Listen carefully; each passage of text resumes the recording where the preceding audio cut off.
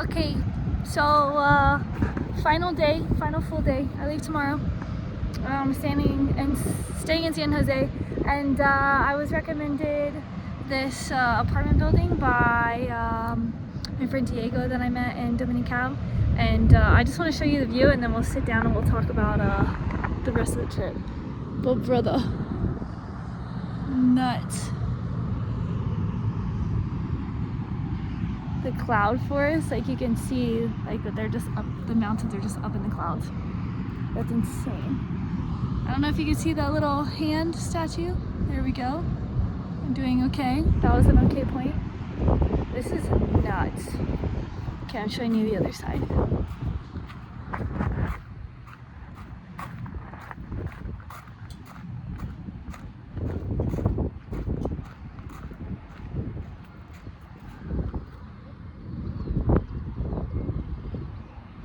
Freaking insane. Look at how many houses there. That's nuts. There's my little car. Where is it? Right there, the white one. In the grass. It's freaking nuts. Okay. Yeah, so the plan, I think last time we talked was to go to Dominical for a hot second, and then for the night. A hot second and the night. And then go to one of these mountains to adventure and have quiet. But there's the baby. It's like a little bar. So cute. Anyway, I was supposed to go to Dominical for a night and then head to the mountains, but then I decided, you know what? Well, actually, I didn't decide. Okay, let me sit down and stop being distracted. Look at this. That's crazy. Before I drop my phone. Okay, well, I get the view because the chairs are on the side. But anyway, so when I got there, I saw my buddy Bernie. He's this surfer guy that I met when I was there the first time, and got to talking to him, and I was kind of down and out because I was tired and I didn't know what I was going to do next. And he was like, you know what, like, there's gonna be good surf here for 2 days, and then there's a surf competition this weekend. Like, it's gonna be good energy. And so I was just like, you know what, that actually sounds like pretty good. I haven't surfed yet, so, and I really wanted to, and that was on my list. So I was like, okay, well, that's a pro. And then we just kept talking, and he was like, you know what, like, sometimes the best way to see a place is just to be in one place. And that really, like, just gave me a lot of peace and settled me. And so I was like, you know what, like, that'll be sick. Let me just book for the weekend, and then I'll just like do whatever for the last couple days. And so I did, and it was really fun. I rented a board. The waves were nuts, but there was a couple of good times of getting out there. I stood up a couple times, which is a win because it's been so long since I've surfed, and you know, so it was really fun. And then there was a good group of people at the hostel, and we all got along, and we all went out together, and we all adventured together. And let's see, I think the first day I was just chilling because I was tired, and it was nice at the beach and surfed. Well, yeah, I surfed, and then I went to a little waterfall, which was it was sketchy because I went on the wrong path, and then I heard the waterfall, so I just like went down the side of a mountain that was like whew. But it was worth it because it was very peaceful. Nobody else was there, and it was just like a little mini one, and I just like got under the waterfall and like let it run over me, and then I sat and I drew a little bit and journaled a little bit, and it was super nice.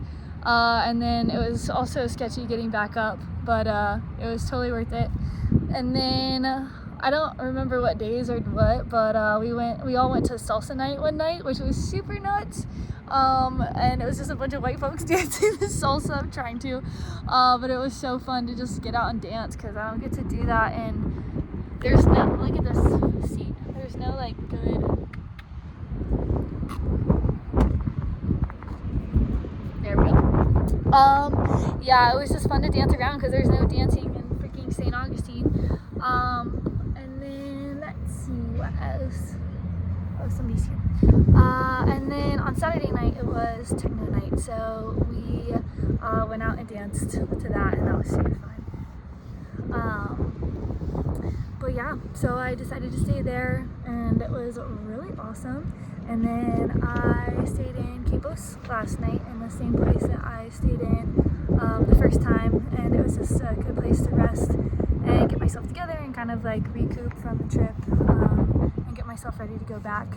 And I was pretty sad that night. I felt like a lot of anxiety and just like kind of like sad to try to get back to life in St. Augustine. And I think part of it is, one, leaving all the friends that I made and to make out, and just all over the trip, you know, and the beautiful places I got to see, and like I grew attached a little bit to this place because it's so wonderful. And then I was also nervous about getting back. It's been a while since I've been back in St. Augustine. I left because I was in this routine of just like doing the same things over and over again and felt like very stuck. So looking to get back in there, I just didn't want to get back to the way things were. But I think taking the moment and embracing that, and just understanding that that's a normal part of being in a place and starting a new routine and then moving again, is just part of it. And then I just got to like process the trip a little bit, and I think that helped. And I'm excited to get back and take all the things that I learned about just like living free and appreciating the people around you, and doing things for you, and trusting your gut to lead you in the right direction. And I think that was kind of, you know, the mindset that I was trying to have, but it took getting out of my normal routine and doing something different, and just like really forcing myself to release control of what's going to happen and what I'm going to do. And that really allowed me to live that mindset that I was really trying to in a different place, so that now I know what that looks like, and I can hopefully take it back to the familiar and be able to embrace not necessarily always having control and not wanting everything to look routine all the time. Yeah, I guess that's pretty much it. I just am really appreciative of this experience, and then everybody who came in to guide me and tell me where to go and tell me where to stay, and things to try, and people who went on adventures with me. And yeah, it was just a really good time. And yeah, I'm trying to think of anything else I might have learned. I think I'm gonna go through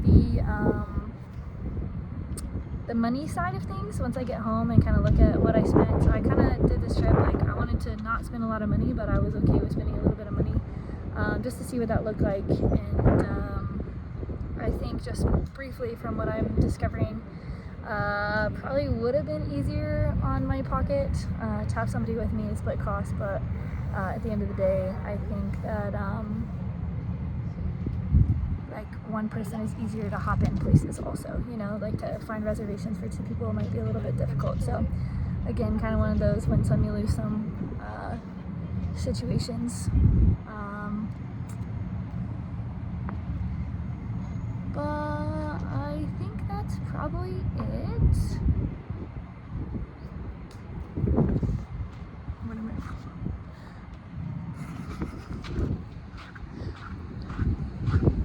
Listen, that's not the best view in the house, I'll tell you that much, but I don't know why they decided to camp it next to me. But anyway, but I did good. I was talking a good bit of that story while they were standing right next to me, and I was like, not really, I don't want to say that to them, but that's the other thing. That's another thing I'm really trying to embrace, is just not caring what other people think, because that's another thing with this trip is like I was really trying to do better about videoing and taking pictures, and I think I did a good job of that. A lot of stories were told after the fact because I just don't want to have my phone out all the time. But yeah, and also just like doing what I wanted to do. A lot of people said that there was a lot of cool things to do, and I did what I wanted and stayed where I wanted to, and like I followed a lot of things that people said, but if it didn't feel right in my gut or didn't really sound super fun, I didn't do it. And that was I think really beneficial. And not that everything was like perfect all the time, that I did things that I didn't like or whatever, but you know, that's part of the process. So let's see. And I think the last thing is people are willing to help you all over the place. There are good people and there are bad people, or people that are willing to help you and look out for you and do what's right, and then people who do the opposite. So as long as you are aware of your surroundings and aware of people and the energy that they put off, and that you have yourself in the right space, I think you will always draw in the right people and the right experiences, so that you're not ever in bad situations. And then when you are, just trust yourself to get out of them. But yeah, I think that's it.